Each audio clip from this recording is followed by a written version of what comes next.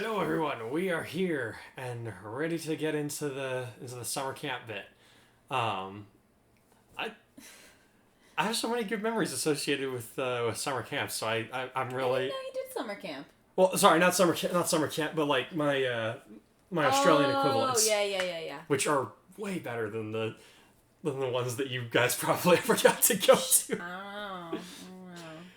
Again, I liked mine in different ways. I mean, yeah, but I mean, just like the experience was so cool and the quality was so great because all of my classmates were their parents were so filthy rich that they could afford to send us on all these awesome trips, and I just got to tag along for the ride. That's pretty nice. See, the difference is I went to a summer camp that cost $80 for the entire week. It only covered the food.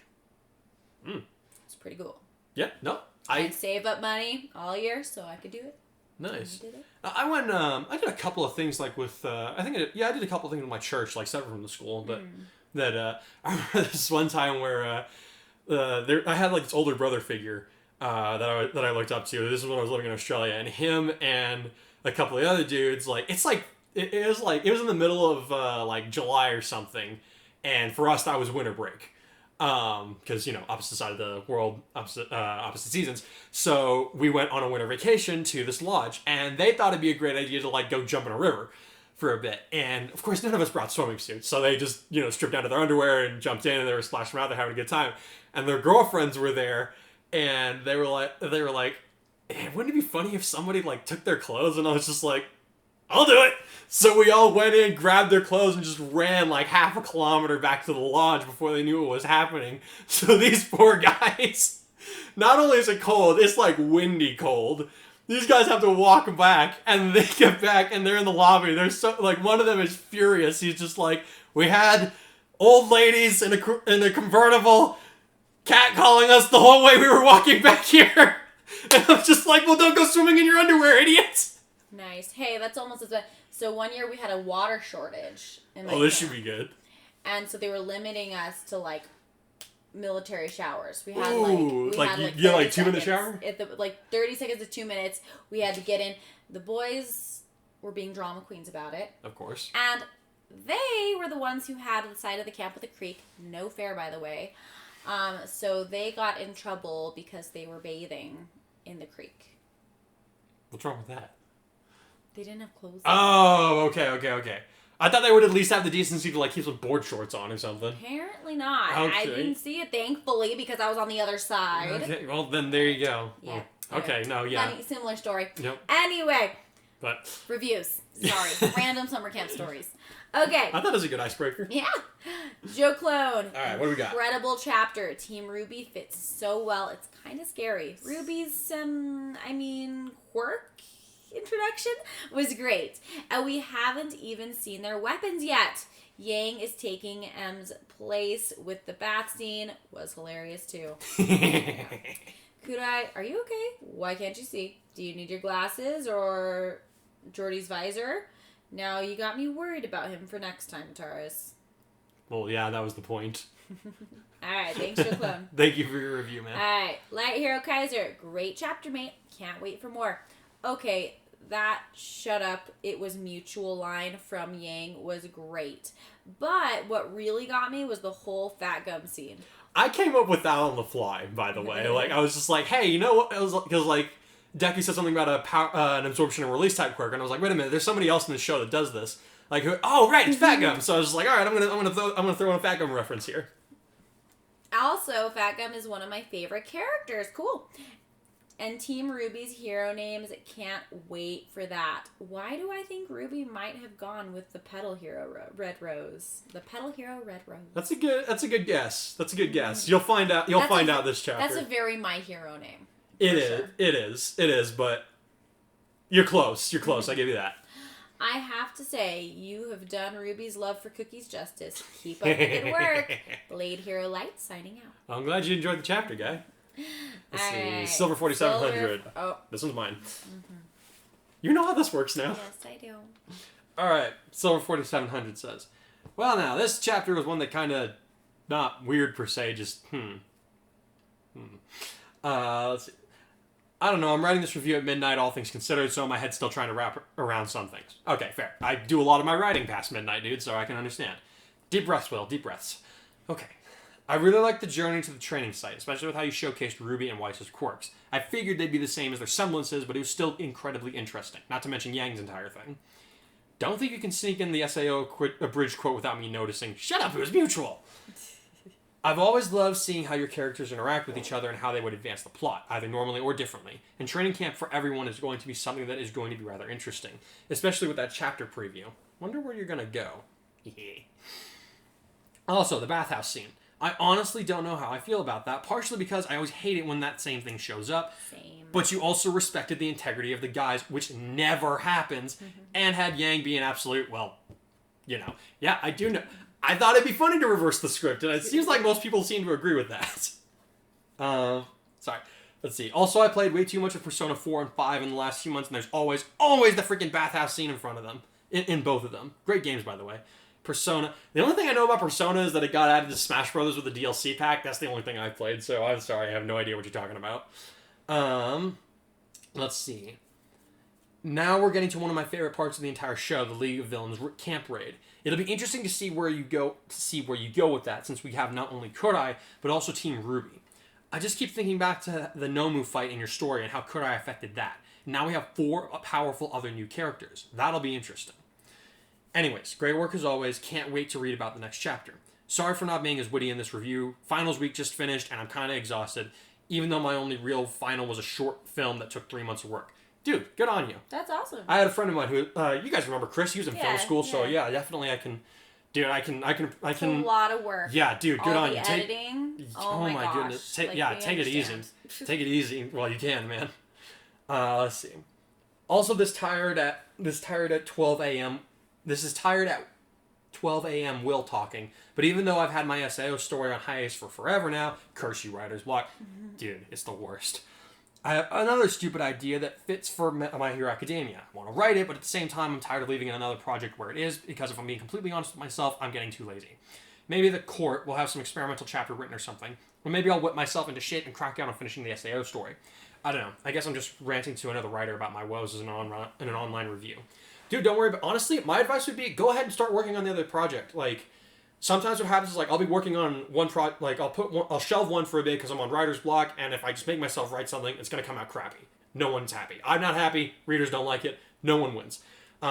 It's better to put it on hiatus to the point where you can come back to it and put something out that you like and that people are more likely to like, than just to force yourself to do it. And often I've found one of the reasons that I do multiple stories at the same time is because I'm stuck on one. I can go work something out in another chapter, like if I've got some other emotional block or some other mental block happening that I can work out in another story, I can come back to the other one with fresh eyes and be like, oh wait, this is easy. Why did I ever think this was hard in the first place?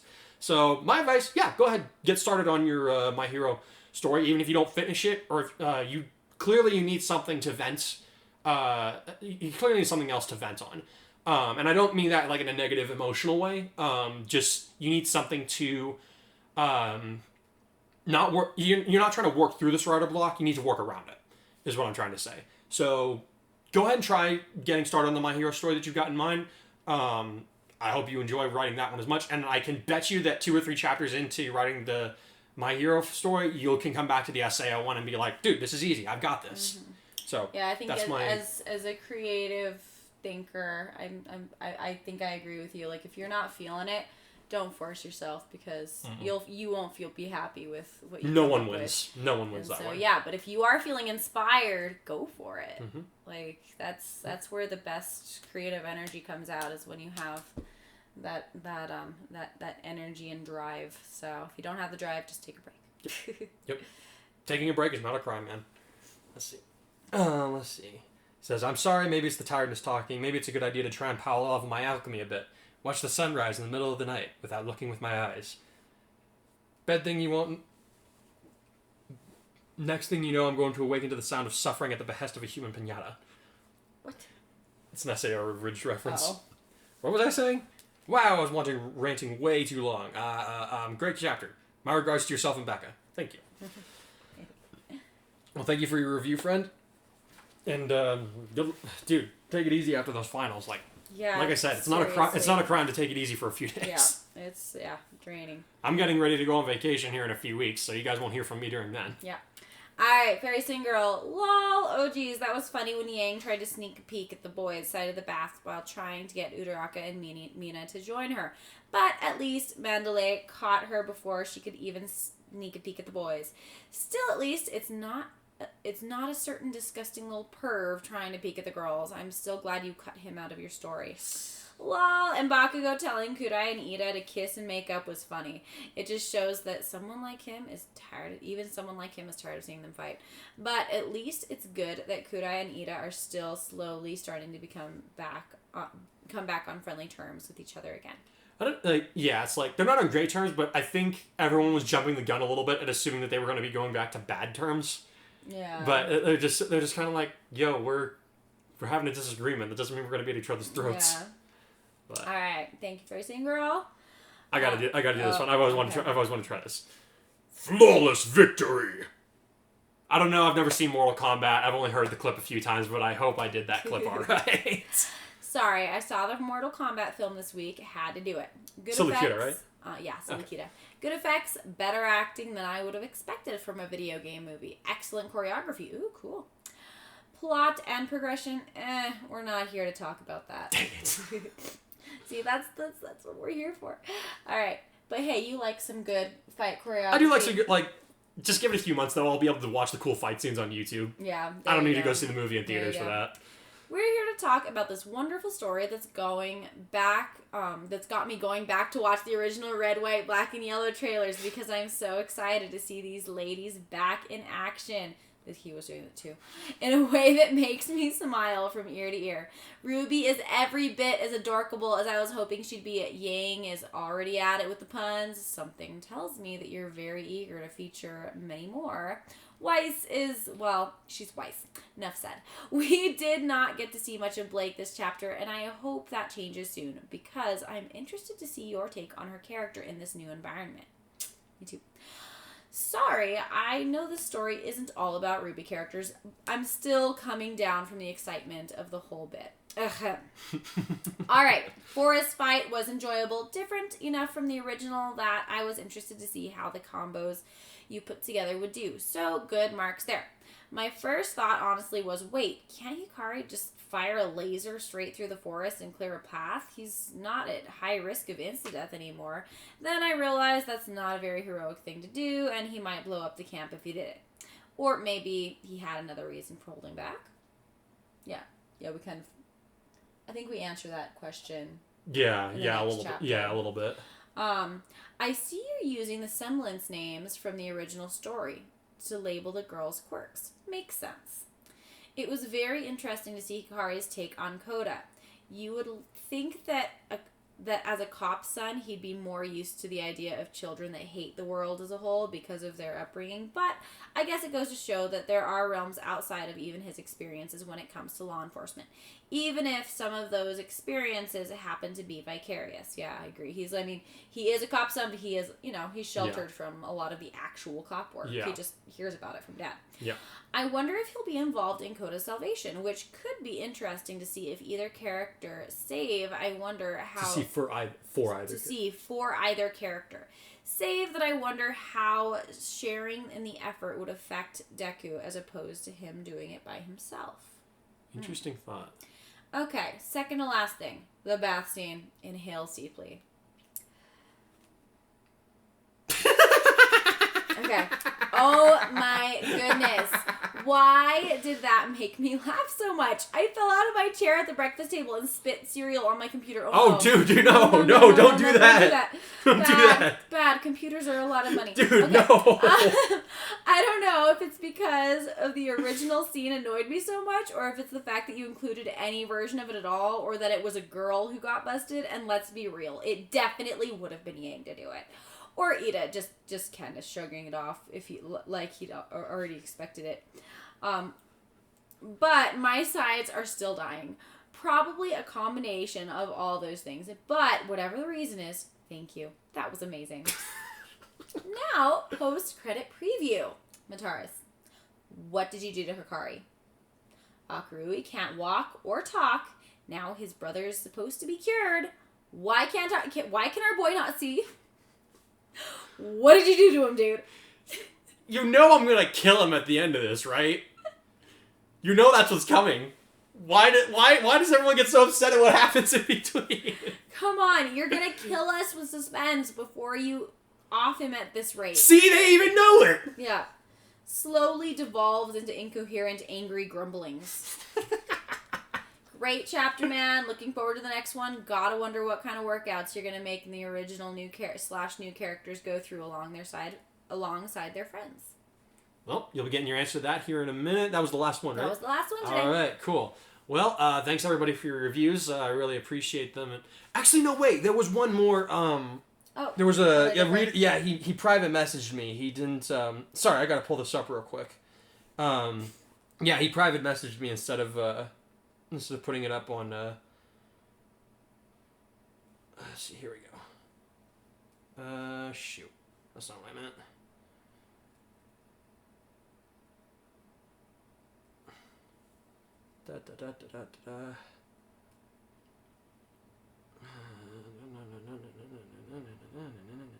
Let's see. Okay, yes. Fanalist 1995. We had him. I think he did a review on the previous chapter. I just messaged him to be like, "Hey, how you doing? Welcome to the story." And I asked him if he had any thoughts on the new chapter. So he decided to go ahead and say. So he messaged me directly instead of putting the review out. So I'll just read it from here. He says, "In regard to the latest chapter, I'm liking how well the elements of RWBY are mixing in with My Hero Academia. I like the way you're explaining the RWBY semblances as quirks and the way the characters mingle. I think it's cool seeing Bakugo with someone who's arguably just as competitive and hot-blooded as he is with a likable personality in Yang. I'm looking forward to more." Ah, that's an interesting comparison. Yeah. Alrighty. I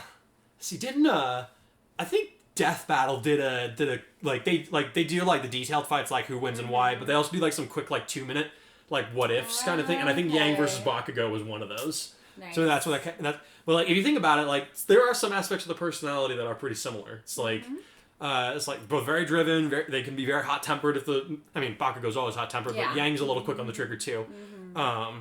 But you know they're some of the first people to like go the extra mile before anybody else does. So yeah, I can kind of see that comparison happening there. Cool. Yeah. Alrighty. Yeah. Well, once again, thanks you guys for all your reviews, and I will let you move on to the audio chapter now, and we'll be back afterwards to discuss some of the stuff that went in behind the scenes. So, catch you in a minute. I feel alive, I'm in a fight. No time to die, pushing my body. Day or night, I'll do what's right. No time to die, can't break my body. I'm taking the right time to figure out what's wrong and make it my own. Can't break my body. Hard work. Sweat poured out of Kurai's body in rivulets as he ducked, sidestepped, and wove around the fists of his opponent, the power of his quirk just barely keeping him out of harm's way. What is she made out of?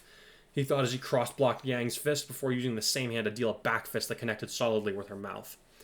Unlike all the other hits that he had managed to land on her that morning, this one saw to her recoiling with a bloody lip. This told the boy that her power had run its course for the time being, otherwise she would have unleashed the same force back at him twofold. Ah, punk! Yang spat, a globule of blood exiting her lips as she backed away. Kurai held his position, but he did not drop his guard as he wiped at his face with a grimace. Looking at him begrudgingly, Yang added, "That's the signal I've gone past the limits of my quirk. I need a breather." If it makes you feel any better, I was pretty close to tapping out myself. He grunted as they sat in the dirt under a clear blue sky. I think we earned ourselves 10 minutes on the ground. You said it. They had been trading blows for 3 hours now. It was only 10 in the morning.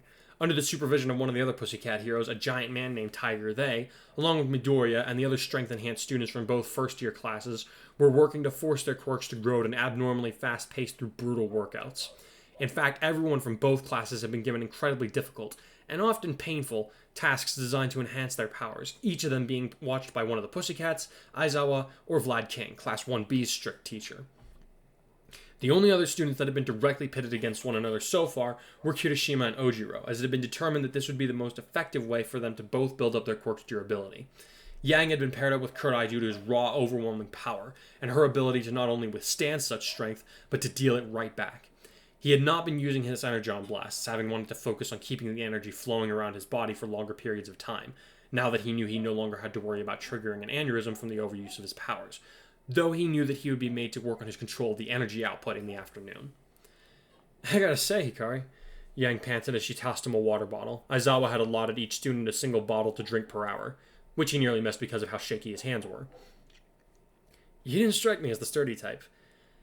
Am I supposed to take that as a compliment? He asked before sipping at the fresh liquid. He had initially been on the receiving end of some pretty harsh blows himself, as Kurai was still more or less susceptible to distractions that girls like Yang tended to take advantage of. However, he'd been quick to learn, and within 30 minutes of them sparring against each other, Yang was finding herself on the defensive just as often as her opponent. Sure, hot stuff. She grinned, causing him to flush a deeper red than the heat of the day had already left him. Seeing his reaction to her teasing, she added, Geez, how does a shy guy like you manage to score a girl like Ashido? Or was it the other way around? Other way around, he admitted before taking another drink.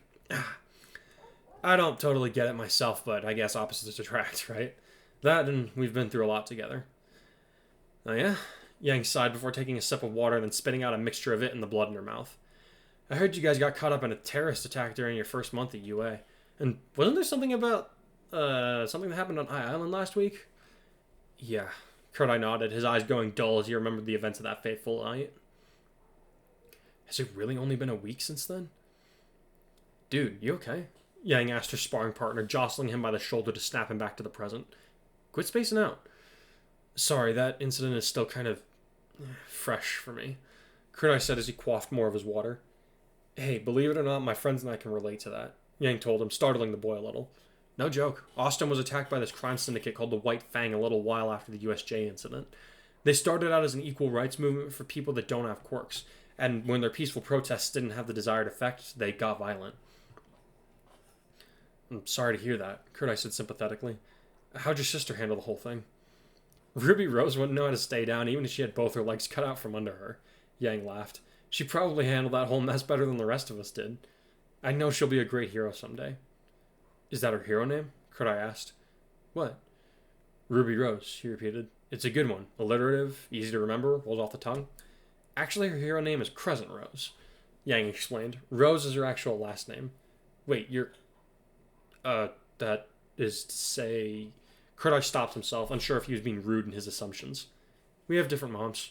Yang shrugged nonchalantly. She kept her mom's name, I kept our dad's. No big deal. We're used to it, and we couldn't be closer even if we were fully related. You're certainly forthcoming, Kurai said uncertainly. Do you always talk about your family situations this easily? No, but I'm not shy either, she grinned. Besides, we're all going to be classmates for at least a semester. I'm all for trying to be friends with you guys, and that means talking about this kind of thing, right? I guess, Kurai shrugged. I'm not exactly an authority on social interactions. But in the interest of getting to know you guys a little better, preferably with subject material that's less sensitive, what's your hero name? Way to be subtle. Yang chuckled as she set down her water bottle, now empty. But I like being straightforward myself. My hero name is Firecracker. Really? Kurai asked as he swallowed some more water. When she gave him a pointed look, he held up his free hand and said, Hey, it's a good name. I just thought there would have been a pun involved somehow. Well, I'm usually able to punch people pretty hard, so I originally wanted to call myself Go Long because, yeah, your name. I get it. Kurai said with a roll of his eyes. Nice. I got vetoed by the rest of my team. She grumbled as she rubbed at a sore spot in her shoulder. Well, Firecracker is definitely a way to get people's attention. Kurai grinned as he made to finish his own water. Now, I'm just curious about how you picked that name. Well, truth be told, it's an old nickname, Yang admitted. My uncle's been calling me that since I was little, and he taught me and Ruby a lot about fighting, so, yeah.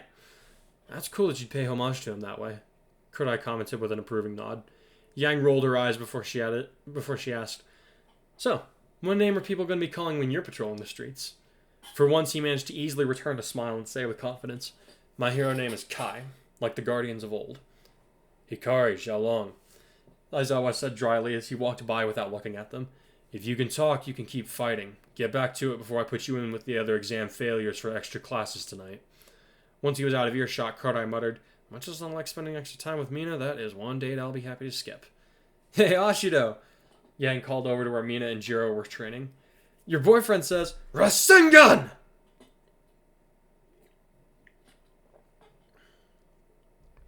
Sir? Midoriya said tiredly, not sure that he had heard Mr. Aizawa correctly. You're training with Belladonna until lunchtime, the man said with irritation. Ask me to repeat myself a third time, there won't be a lunch break for you. Yes, sir, Midoriya yelped. Sorry, sir. Aizawa turned to go before he paused and said over his shoulder, You're good at taking in what's around you, but you're too slow to apply it in combat for all the knowledge to be practical just yet. Miss Belladonna's quirk should be uniquely suited for helping you to adapt rapidly in a fight. Why? What's her quirk? He asked as he staggered after the teacher, his abused muscles complaining mightily as he did. Despite his attempts to ask about it at dinner the previous evening, Blake's power was the only one that he hadn't been able to learn about from her classmates due to various interruptions, and the girl herself had seemed pretty unapproachable. You're smart, figure it out. Aizawa replied as he stopped in front of the trees, his haggard eyes searching the branches for something. Midoriya could not tell what. Miss Belladonna, I'll ask that you come down before I have to use my quirk to find you. There was a whisper of movement, and suddenly Blake was standing in front of the two of them, startling Midoriya enough to elicit a yelp out of him. Raising an eyebrow at him, Blake turned to Aizawa and asked, How can I help you, sir? Midoriya needs to shape up how he uses his quirk to fight. The teacher answered bluntly. See if you can show him a thing or two. How would I go about doing that, sir? She asked, looking a little nonplussed by the whole idea. Start by beating him up, Aizawa replied as he walked away from the unlikely pair. Don't get cocky while you do, though. He's quick to adapt. Once he was gone, Midoriya scratched his head and turned to look at Blake, who was wearing a passive face. So, how should we start training? He asked awkwardly. Let me know when you're ready to begin and we can start fighting. The girl answered, her golden eyes looking at him unblinkingly, studying him with a meticulous precision that was a little unnerving for Midoriya. I'm ready when you are. Okay, then, he said as he took up a fighting stance that Hikari had shown him, his body lighting up with green energy as he prepared a Detroit smash. I'm ready! 2 seconds later, he was on the ground with a bruise forming in his stomach, gasping for air. What? He wheezed. I never even saw her move. He thought as he looked up at Blake, who had a slightly bemused expression on her face as she reached out a hand to help him up. 1 second, she had been standing in front of him, seemingly without a care in the world, and the next, he had been painfully blindsided. You're advertising your attacks too much, the black-haired girl said as he accepted her help up. You need to let your body move without thinking about it. Funny you should say that. He laughed weakly as he thought back to the day when All Might had told him that he would be named as his successor. What? Nothing, I was just thinking out loud, Midoriya answered. I'm confused, though. How am I advertising my attack before I've even started? The way you were drawing back your fist made it pretty obvious, Blake said blandly as Ida and Ruby raced by, the rose petals mixing with the dust cloud that they were kicking up. When you fight, you need to be moving your whole body the whole time. Keep your opponent guessing as much as possible, and don't rely on your quirk to do all the fighting. It's as much in the mind as anything else. How do you know so much more about fighting than us? He then asked as he took a few steps away from them. We're both first years. All the members of Team Ruby have earned their American provisional licenses, Blake answered. We need to earn our Japanese licenses if we want to do hero work while we're here, but we've already been through some pretty brutal training. It's pretty much the only reason that Mr. Aizawa took our applications. Oh, that makes sense, Midoriya muttered. Squaring his shoulders, he let the power of One for All flow through him again as he settled into his fighting stance and said, Let's do this. I'm going to surpass you and your friends. Just you watch. It's good to have a goal, Blake said with a hint of a smile as she assumed a ready stance. But it's not going to be achieved just because you say it will.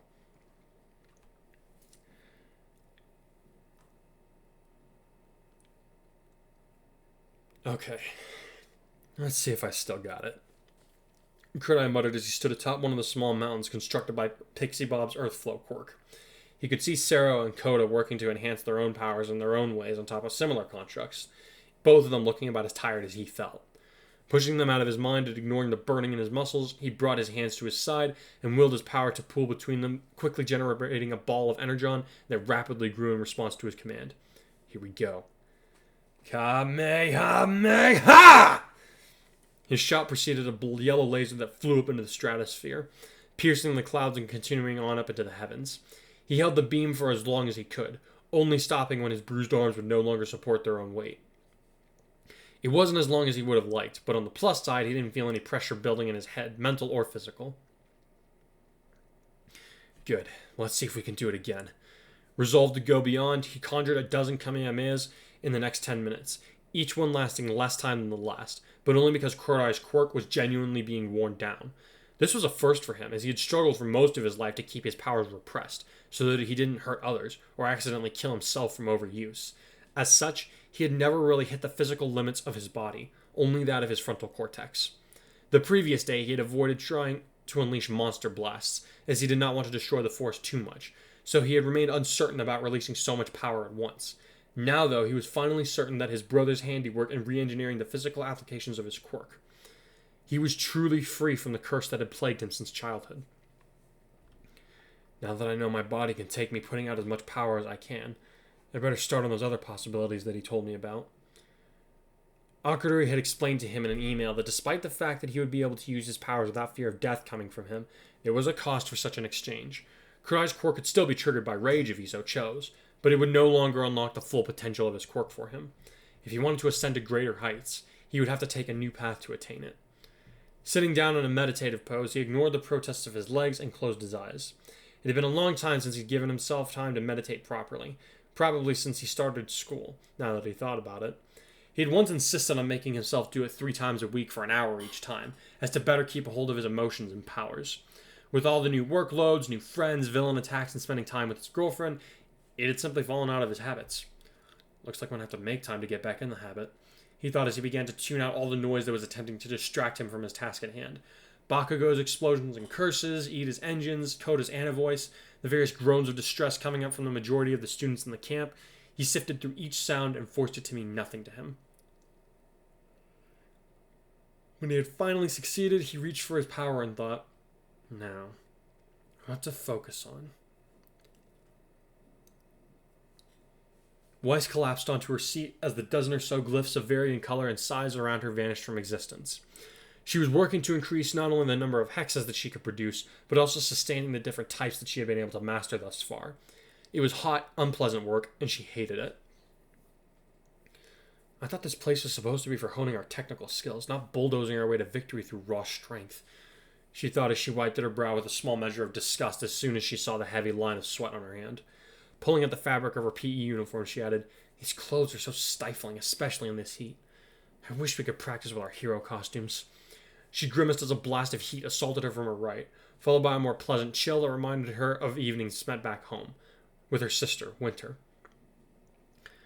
I hope she was right that this would be a good experience for me, she thought despondently as another heat blast erupted from her right. Maybe she'll have a few minutes to talk once we make it back to the city. Wiping some strands of hair out of her face, she welcomed another chill as Todoroki strained to keep alternating the temperature of the water in the rain barrel that he was sitting in. I think Winter would like him, she thought as she forced herself to her feet. He's strong, determined, with excellent grades. If only there were more students like him and me. When at long last 6 o'clock rolled in, the students were released from their physical labors and called into a spot on the western side of the building, where they were presented with a new challenge. Remember what I said? Pixie Bob reminded them as she, and the fourth member of the Cats, a woman named with green hair called Ragdoll, stood in front of several tables backed with fire stoves. We're not serving your food anymore. You want to eat, you gotta work for it, Ragdoll said excitedly. When all the student body did was groan collectively, she laughed gleefully and said, "Oh man, you guys should see your faces. You look totally wiped, but don't think you can coast by making sloppy cat food." Alone among the 40-odd students, Ida perked up and said, "Ah, yes, of course. As tired as we are, it's the perfect time to cultivate our culinary skills. After all, we should find the opportunity to rescue people physically, then we should also be ready to care for their spiritual needs." Turning to the other students, he called out, "Let's make the most delicious curry in the world, everyone!" Okay.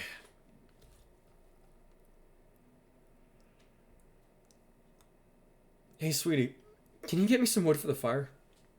Mina asked as she noticed her boyfriend staring blankly at his hand. Kurai? Huh? He asked slowly as he dropped his hand and turned to her, a befuddled look on his face. Sorry, what? You know where the firewood is? She asked him with a light grin.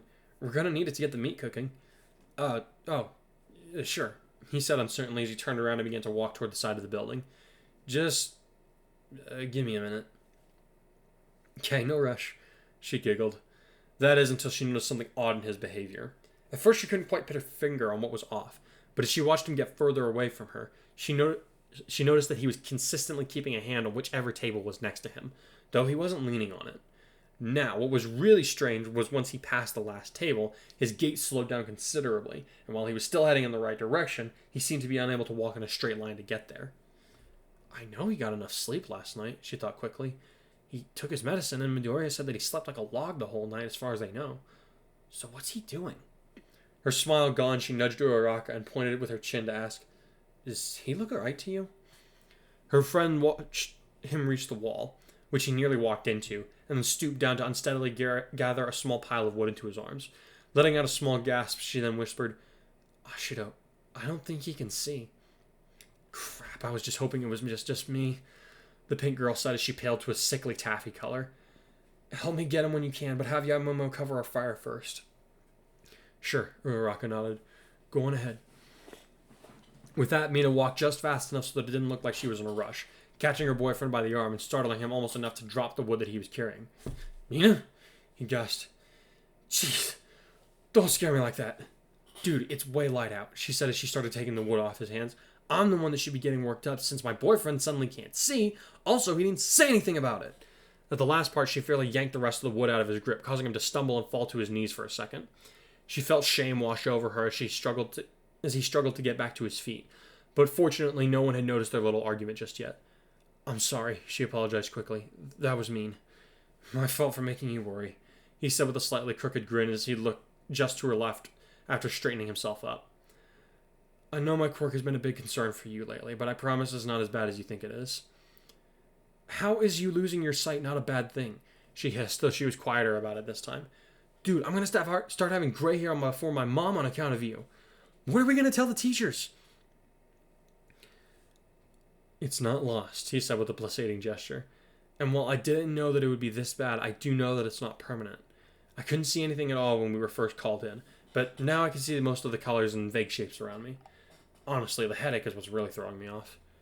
"Hikari?" Uraraka asked as she approached, causing Kurai to look between her and Mina. His eyes narrowed as he desperately tried to make out the details of her appearance. "Are you okay?" "I'm just going to save myself some time and tell you both what I was going to tell Mina," he said tiredly. "The long and short of it is that while overusing my quirk doesn't put my life in danger, something else had to take the hit in my body. You can't have a quirk as powerful as mine without there being some serious potential recoil, according to Akarui. In this particular case, that something else was my eyesight." "So, overusing your quirk makes you blind now?" Mina asked him incredulously. "That doesn't make any sense. Your eyes have nothing to do with your quirk." "They do with the new technique that I'm working on." He shrugged, surprising his classmates. "It was all in that email that my brother sent right before we left yesterday. Remember that?" When the girls assured him that they remembered, he continued, "When I use my quirk in its base format, I'm definitely stronger than I used to be. No doubt about that. However, I'm still not as strong as I was when I fought that villain alongside Midoriya and All Might, nor will I ever be again. At least, not in that way." "What does that mean?" Uraraka asked, still feeling supremely confused. "When my brother rewrote the neural pathways in my body to alter the way that it handles my power, one of the changes that occurred happens to be the part of my brain that triggers the ascension power," he explained. "Now that trigger is apparently tied to the chakra points in my body. He told me to focus on my Ajna chakra while trying to channel my quirk, and the best way for me to do that was to keep my eyes shut while I did." "So, you can power up, but only by closing your eyes?" Mina asked. "This is still not making any sense." "Honestly, I'm with you." Hikari grinned slightly. "If it weren't for the fact that he sacrificed his ability to be autonomous to change my powers, I would have thought that he was just talking out of his ass. But since he knows more about what happened to my quirk than I do, I figured it would be better if I follow his instructions. So, with this new method, I deprive myself of my eyes in exchange for another sense that takes its place, one that even surpasses my normal optical input. Focusing my energon through the ajna while my eyes are completely inoperative, for lack of a better word, and projecting it out around me in constant ways, I can more or less echolocate my surroundings. I can see people, the ground, the animals, the plants, everything, in every direction, all at once." "Wow, that sounds like it'd be really hard to keep track of," Uraraka said, sounding impressed. "It really is," Kurai laughed dryly. "That's why I've got a killer migraine. My head isn't used to taking in so much data at once, in a new format, no less. As for my eyes, they're adjusting, I guess. I mean, I completely ignore them in exchange for superior sixth sense, so I guess my body just has to readjust to the normal input of information. Akarui said something like that might happen. Might? Hey, I'm okay.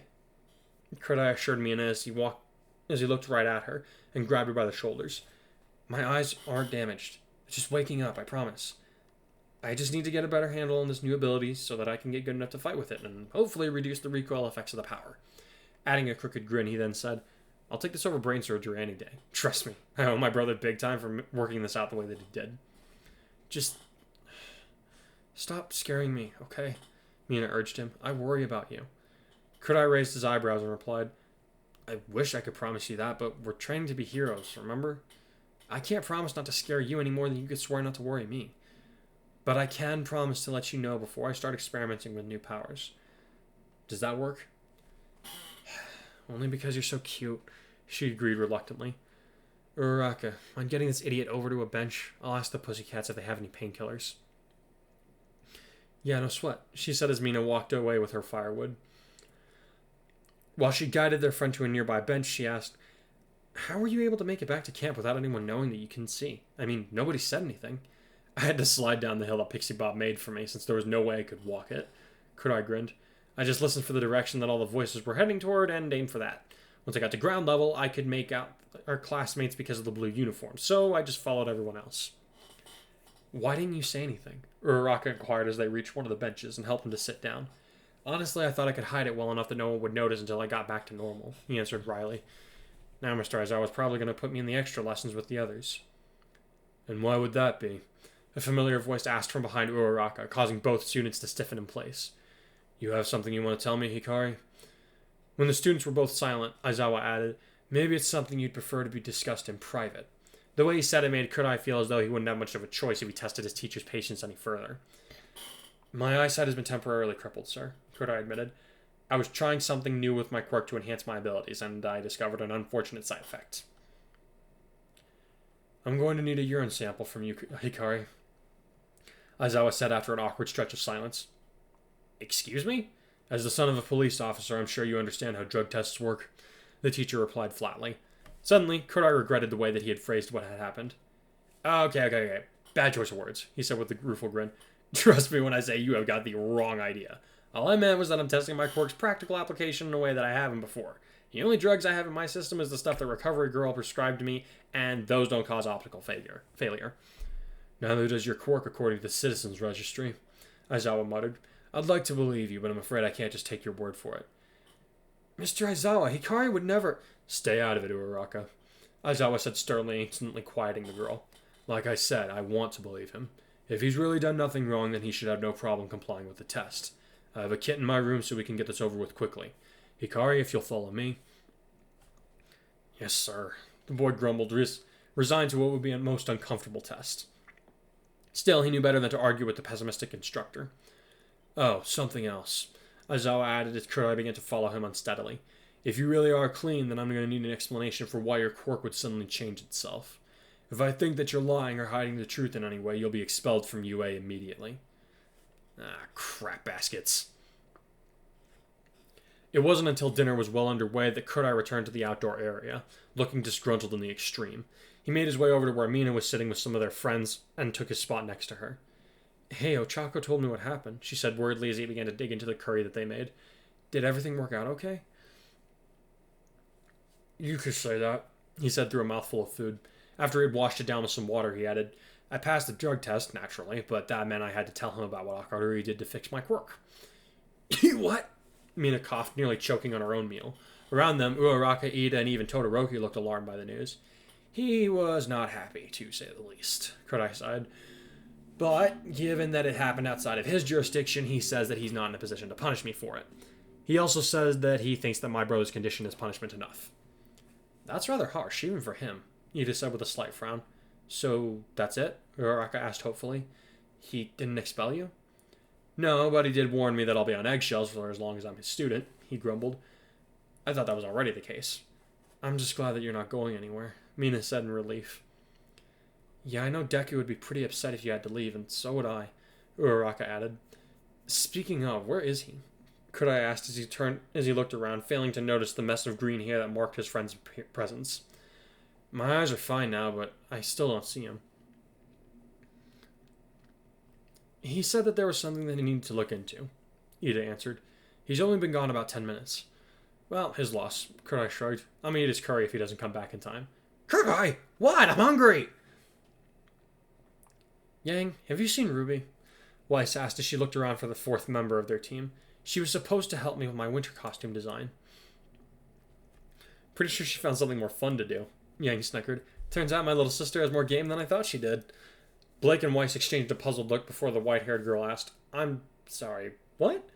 I saw her and that Midoriya guy sneaking off that way about 10 minutes ago, Yang said as she jerked a thumb over her shoulder.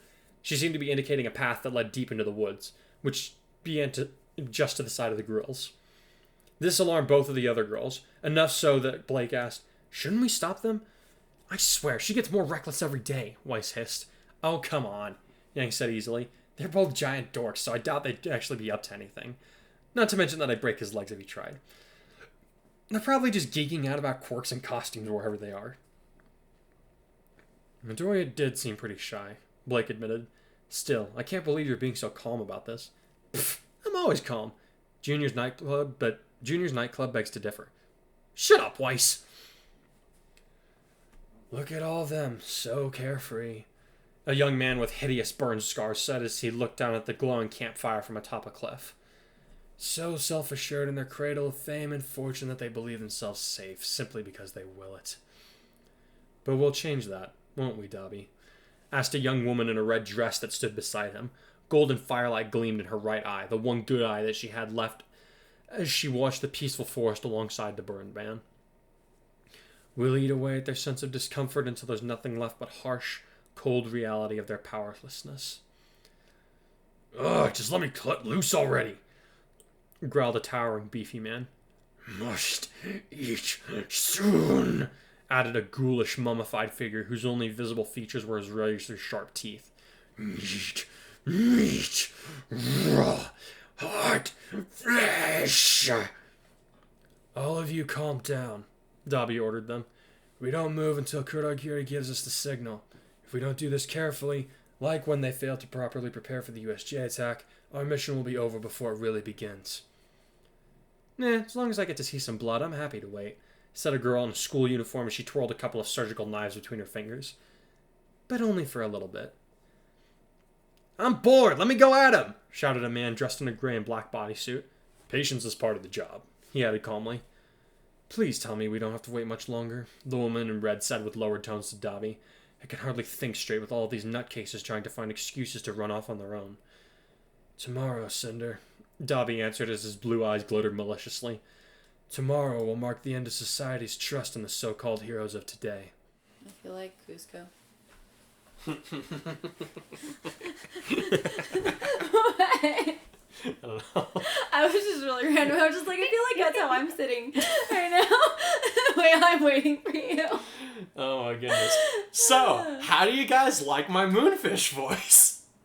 Scared the crap out of her. I hated it. I don't want you to do it in the future chapters. I'm gonna do it. Oh my god. Like, that last scene alone, like, I was tempted to get a lozenge, because, like, doing that many different kinds of voices is so hard, and, like, do it, like, because, like, Dobby is this very, like, hoarse, like, raspy, like, you know, his throat's probably been burned, and, like, that's like a hard one to modulate correctly, and then just forget it with Moonfish, like that, I have to, like, make this wet sound in the back of my throat, and, like, I have to, like, clench in with my gut. And, like, this whole thing goes into it, and by the end of those two lines, I'm just like, I don't want to do that again. And, like, I know he's gonna have more dialogue coming up, so I'm just like, oh man, why am I doing this? Yeah. Anyway. Alright, let's back up from that. We open up with combat training. Yep, there's a lot of that. It was giving me very Attack on Titan vibes with all the really intense, like, fights happening. What was that girl, like, she turns out to be the She-Titan later on, but, like, she, like, whoops everybody's ass in the courtyard, like, when they try and pick on her. I'm not caught up on that show. It's been ages since I've watched it because babies. And yeah, you don't watch that. No. I probably shouldn't let my children watch My Hero Academia so much, but my daughter has decided that Deku is her favorite superhero, so I'm just like, that's too dang cute. Dang it, come watch My Hero with me. She loves him so much, and Our son loves Jiro. Oh yeah. He No, it was loves fun. her. It was funny. Like when Natalie was his age, like anytime Todoroki came on screen, she Lost like her got mind. stars in her eyes. Yeah. It was like, oh, her first cartoon crush is Todoroki. All right, that's cool. I did not expect Daniel's first cartoon crush to also be from My Hero Academia. Yep. But yeah, every time Jiro would come on screen, he like loses his little mind. So he excited. thinks she's It's great, and I'm adorable. just and they both love the music that they put on in season 4 from the concert. Legitimately knows She the words. she sings along to it. And I'm just like, what? I was like, what is happening? This is She's amazing. 3. She just turned 3 and she knows the words. Anyway, Yep. moving on. Sorry, random Sorry. child rant. So we have the combat pairings. So we have Yeah, so Kurai some of you guys were and- asking about like how the parents like what was the workout going to be. Well, there's your answer. I decided like again it was one of those things where I was kind of like maybe I'll just skim over it a little bit and we'll just move on to more important matters. Immediately, but I was like, no, there's room to flesh these characters out a little more, even throughout something so mundane as training. And we get Yang and Kurai, they're training. Quirk-wise, they're perfectly suited for combating each other. Like, there's not like you probably could put Kurai against Kirishima for a little while, but Kurai would wear him down eventually. And then Kirishima's just broken. It's not going to get much good training out of that. These two are matched a little more evenly, I would like to think. And I wanted a chance to kind of like so far like Yang's flirty, like we've seen that. She's very confident, she's very self-assured in herself. But we're able to see her as a friend. Yes. Sitting now down. that she's like done like kind of teasing these guys and like getting their hackles up a little bit, Getting you a see feel this for him. you see this like more caring side of her where She's um, trying to relate. yeah, she doesn't know the whole thing about his brother like having given up his ability to be healthy for him. But she like when she brings up a fair Island, amount of trauma. yeah, when she brings up Island, she doesn't know like what that means for Kurai, but she can at least relate to him being like, yeah, no, we've dealt with terrorist attacks too. Like it wasn't cool, and like I said, this isn't a proper crossover because this is not Remnant meets The World of My Hero, but there are some elements that I decided I would like to try and bring in. Now, in regards to the White Fang, I decided it would be more interesting to make them a group of people who don't have powers in this one as opposed to the Faunus, who are people that are looked down upon for having the animalistic traits. The idea behind the White Fang is that they represent a group of people that are put down by the rest of society. In Very the world similar of Ruby, to Legend of Korra. yes, and in Ruby, it's the Faunus. In My Hero Academia, like we see this through Deku, even though it's not touched on a whole lot anymore. It's like people without quirks are not looked on favorably. Like it's not it's a almost it's like not you a have great a work. disability. Oh And yeah, yeah. people I treat think you like the there's something wrong with you. oh yeah, I'm pretty sure the author said there's like the idea of like Deku becoming a hero is kind of similar to the idea of someone with who's mentally I'm trying to think of the polite Handicapped. mentally handicapped. Sorry, I was trying to think of the polite way to say that. Mentally handicapped if they were to become like the next superhero, like become the next Superman, because Deku has a physical disability that everybody else just is born with, that nobody else has to deal with. So that's like, to my understanding, I could be wrong on that. Don't quote me. But I think that was part of the reasoning that like Deku should be the hero of this story. And I think that's pretty cool. But in this case, the White Fang would be the people that are repressed most often in the world of My Hero Academia are the ones without quirks.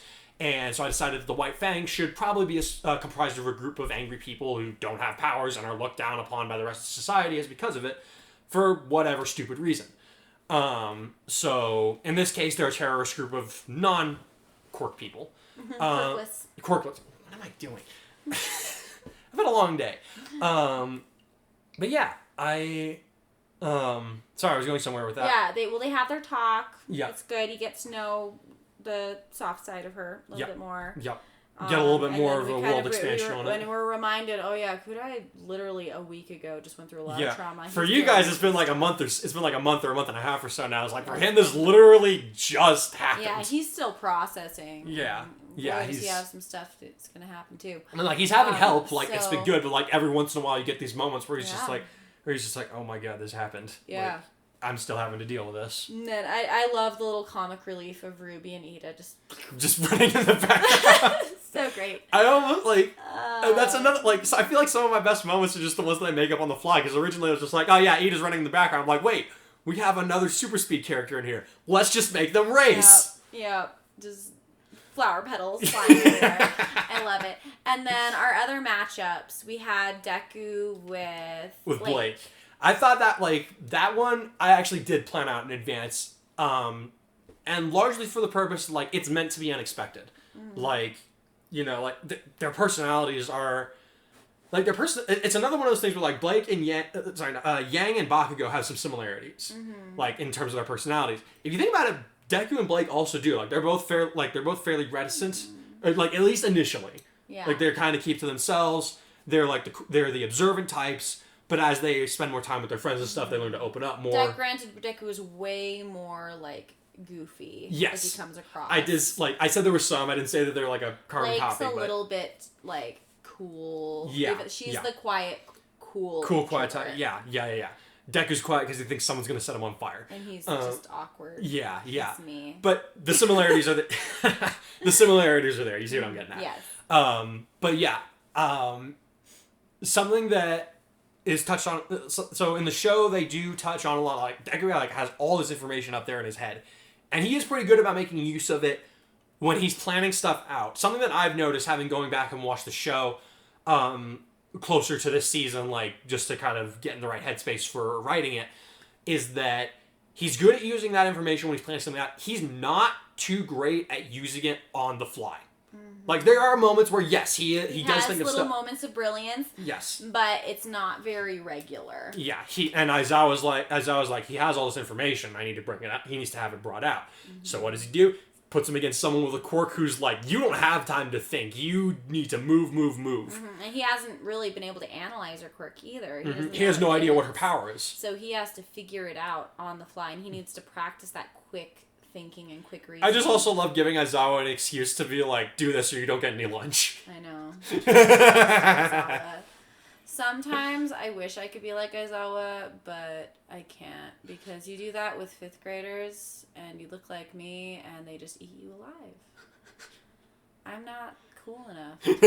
Maybe when I'm an old lady. I think you're pretty cool. I don't think so. I'd have to be like a man to get away with that. I don't know. You remember Mrs. Varner? If you said that you weren't if she said you weren't getting lunch, you'd believe it. Let's be real, honey. I'm never gonna be that scary. Yeah. We'll see. Yeah. Our 2nd grade teacher was terrible. I actually didn't have her. Oh, you didn't have? I wasn't at the school at that time. I knew her. Bless you. I knew her, but I didn't have her. Oh my. Picture the grandma from Coco. A little skinnier. That was my 2nd grade teacher. I'm not going to comment on that because you hadn't seen her later. Continue. This is when I knew her. Sorry. Anyways, so moving on from Blake and I did not just say that. Moving on from Blake and Deku. What did I say? Nothing. That was me. Sorry, I have no filter right now. Continue. Blake and Deku. And then we go on to the Ida, and then Weiss isn't training with anybody, but I had to give her a little Weiss moment. She has to have her Weiss moment. Woe is me.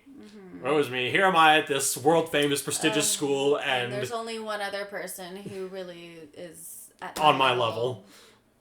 Yeah. Anyway, moving on. So we have our... After that, we have... So, Kurai is beginning a new form of training. And I only kind of give you guys hints at what's going on initially. But, yeah, more than anything, I've seen the scene with him firing Kamehameha up to the skies... To him being like, okay, all right, this is it. Final test. I'm not going to die if I max laser something. And he doesn't. He does it repeatedly. He does it to the point where he's actually, get his body and the power reserves of his quirk are getting tired. That's never happened to him before. Because part of his quirk is that it grants him supernatural stamina and energy. So this is a first for him, but he still has more work that he needs to do on advice from his brother. Who, obviously, so his brother wrote down, okay, this is how the device works, and this is kind of what it's going to do, but obviously he's been kind of busy since then, so he hasn't really had a chance to sit down with his brother and be like, hey, by the way, this is what else I did to your quirk. You should look out for this. The only time he had the only time that he had was to basically send his brother an email being like, hey, here's a basic outline of what I did. You should be careful with this. So we see that leading into them making their curry and stuff, and, you know, Ida's, like, the only one that's being excited. That always made me laugh, so I was just like, okay, I'm going to include this scene because it makes me chuckle. I love Ida. Oh, yeah, Ida's great. But then we see... Kurai is having suddenly, vision Kurai can't, issues. like, he can't see. Like, that's kind of a problem. Thankfully, it's temporary. Yes, it is a temporary side effect. Aizawa thinks he's on drugs. That wasn't great, but, you know, they get the whole thing sorted. But I kind of thought... Now, something that I kind of went back and forth on whether or not to include was I don't know, do we call this a fight between him and Mina, or do we just call it an argument? No, I think she's just she's worried, so she's reacting like a worried girlfriend. Yeah. She's reacting like I would, honestly. Okay. Mina doesn't act like me usually, but in this situation she does. Oh, okay. All right. Well, yeah, so she's upset and she's like, dude, you can't see, what are you doing? Mm-hmm. And he's just kind of like, nah, man, it's okay. And then to be fair, that might kind of come off kind of cold from him, at first, but it's just think about it. He's so happy that him doing all this crazy exercise and stuff isn't going to kill him. He can actually let loose for the first time since his quirk first manifested. He hasn't been able to do that in years, so he's him seeming a little kind of too happy about it might seem a little weird at first, but put it in that context, it's just he has this huge weight lifted off of him. Yes. And yes. But the other thing is his brother's condition is obviously weighing down on him, but at least for this brief moment, he's just oh my goodness, my power isn't going to kill me. I can actually achieve my full potential. Mm-hmm. So this is huge for him. Yeah, and he kind of has that kind of aha moment with his friends or talking. Yeah. And then, of course, we have everyone worried about Ruby and Deku. Where are they at? They're, I'm not including this because I feel like this moment needs to stay between Deku and Koda, and I guess Ruby, and you guys can fill in the blanks however you want, but it's Deku's gone off to, try to talk to Koda and figure out why he hates heroes so much.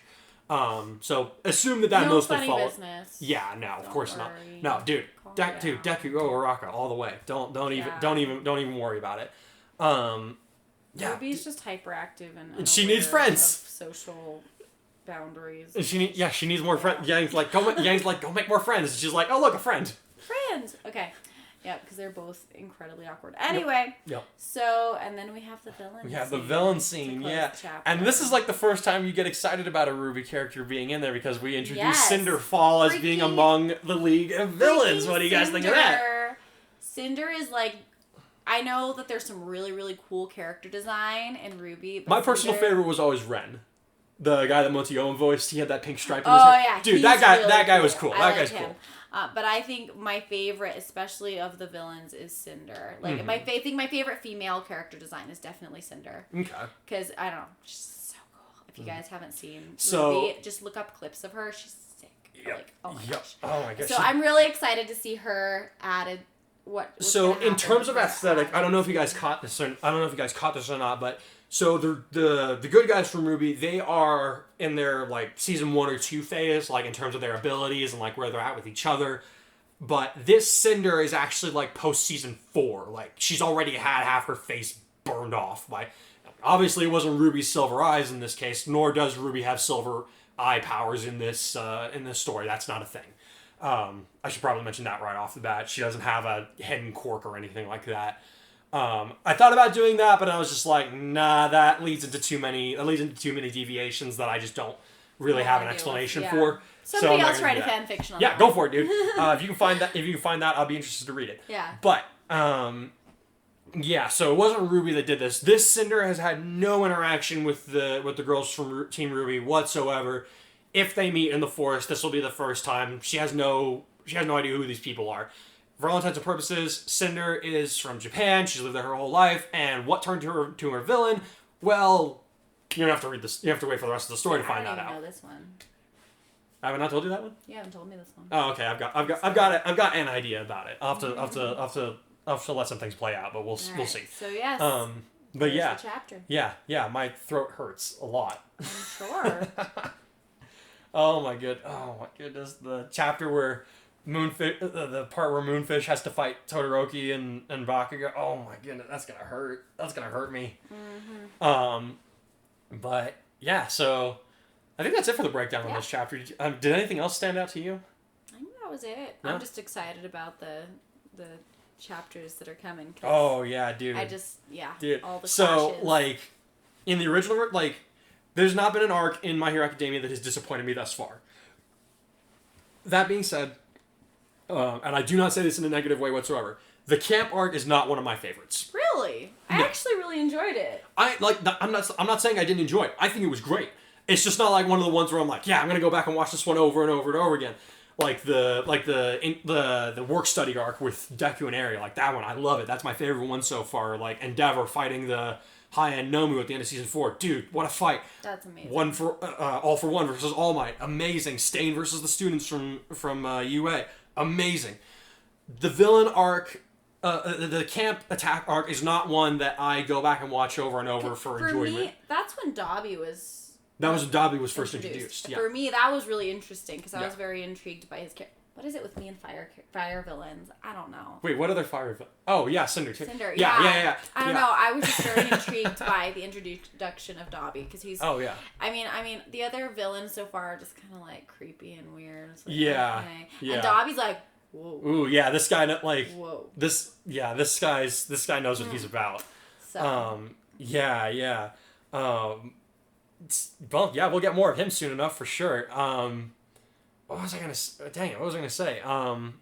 Yeah, next couple chapters, I'm really looking forward to, and what was it? It's like, it's gonna be either in 2 or 3 chapters. So normally, like while I'm doing the audiobook and stuff, I'll have one still image, and that'll be it for the chapter. But I think in either 2 chapters or 3 chapters, it's gonna be where I've actually. Comic. I have a comic prepared. Like, I've been planning this one out for quite a while. I have a comic prepared that'll accompany different scenes. And I hope you guys will like it because I really pushed myself for my art style. He's on been this growing a lot in his art. I think you guys will like. I think you guys will like this one. But yeah, so I'll leave you to ponder. Like, it's like, okay, why would he go to prepare so much trouble for whatever's coming? Oh, have fun figuring it out. Oh man. What? Oh nothing. No, nothing. You're fine. Yes. You're fine. Yes, all the fun. I'm Well, sorry. guys, thank you so much for listening to our midnight rantings. Thanks for listening to the audio chapter. I hope you enjoyed that part.